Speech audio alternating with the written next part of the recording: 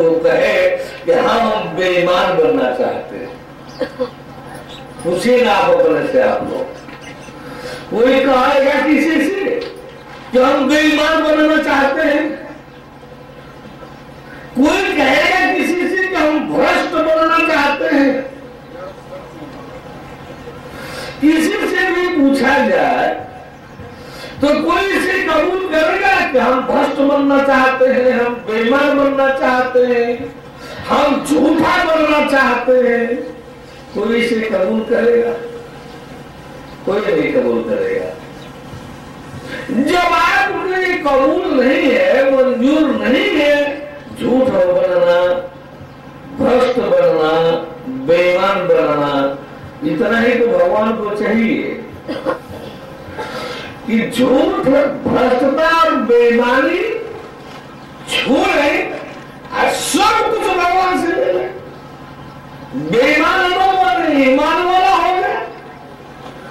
भ्रष्ट न बने, एक संयम से ईमान को अपना ले, संयम थोड़ा सा अपना ले। संयम से ईमान को अपना ले तो फिर भगवान आपसे कुछ नहीं चाहता।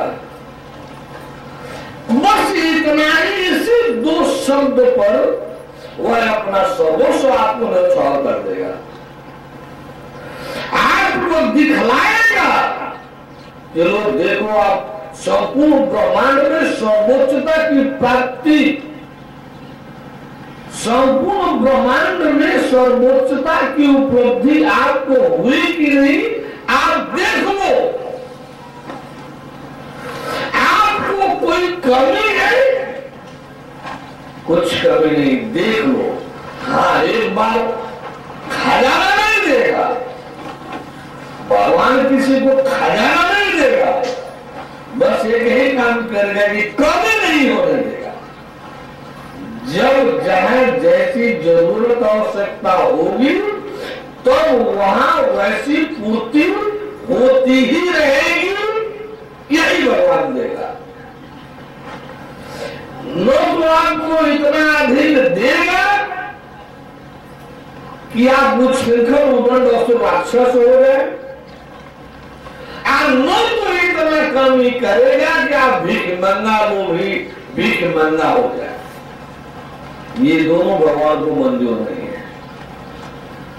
वही फार्मूला, हम लोग जिस फार्मूला पर जीते हैं, हम लोग जिस फार्मूला पर चल रहे हैं कि ना कुछ बटले बा और ना कुछ घटले बा, भोजपुरी का फार्मूला हम लोगों का है।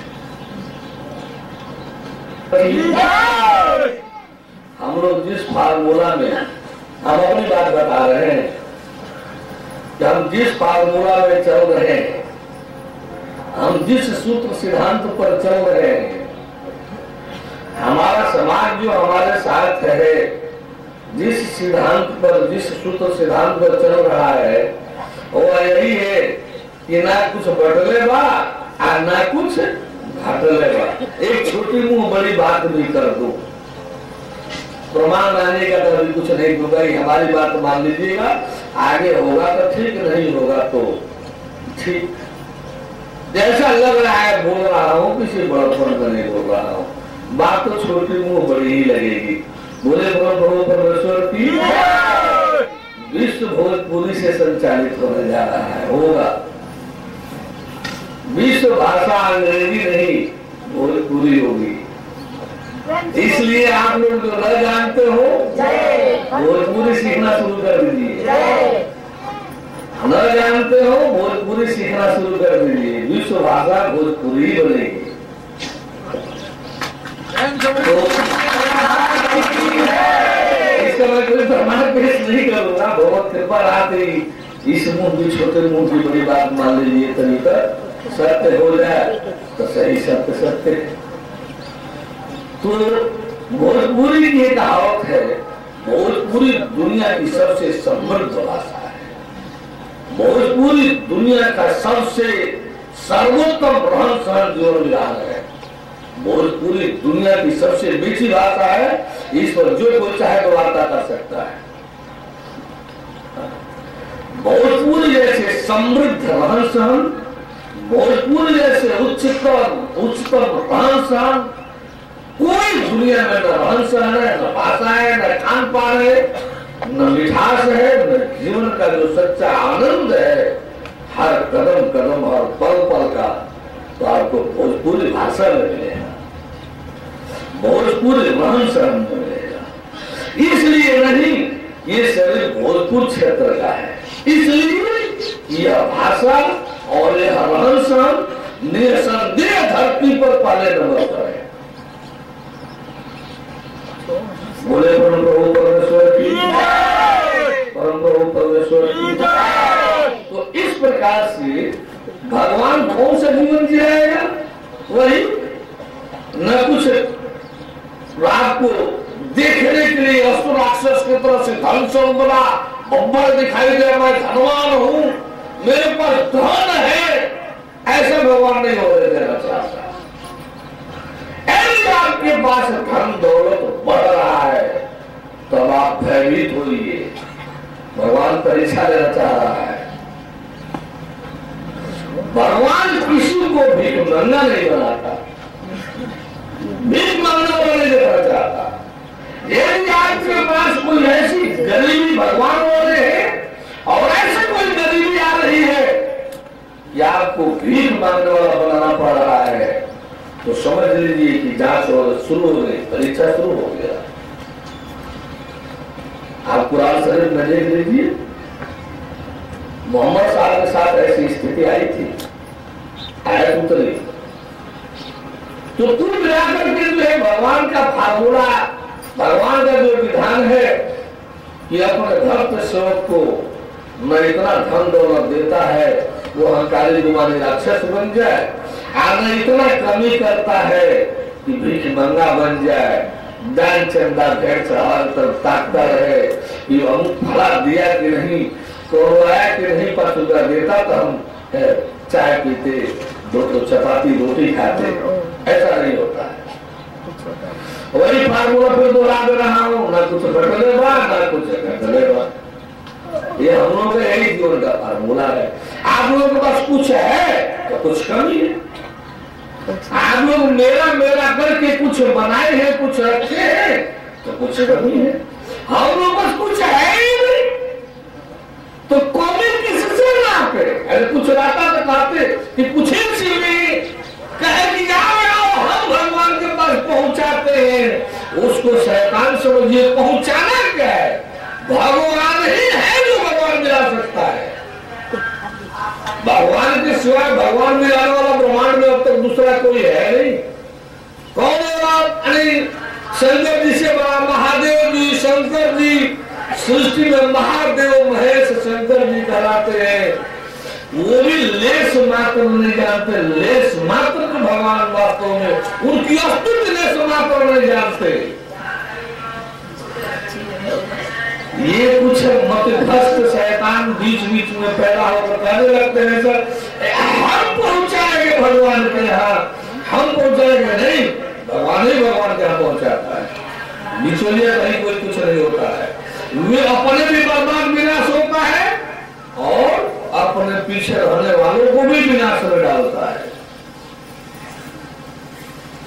तो इसलिए आप बंधुजनों को सीधे चाहिए, असल में जो बोएंगे वही पाए काटेंगे, जो करेंगे वही पाएंगे, जो बोएंगे वही काटेंगे। बोएंगे बबूर तो क्या हो जाएगा अंगूर, बोएंगे बबूर तो पाएंगे बबूर, आप बोएंगे अंगूर तो पाएंगे अंगूर, बोएंगे अंगूर तो बन जाएगा बबूर, अरे बड़ा होगा तो खटास हो जाएगा, तो रहेगा अंगूर ही।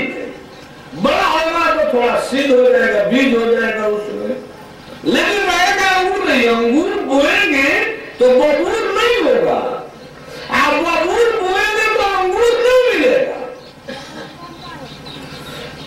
जो बोएंगे वही पाएंगे, वही काटेंगे।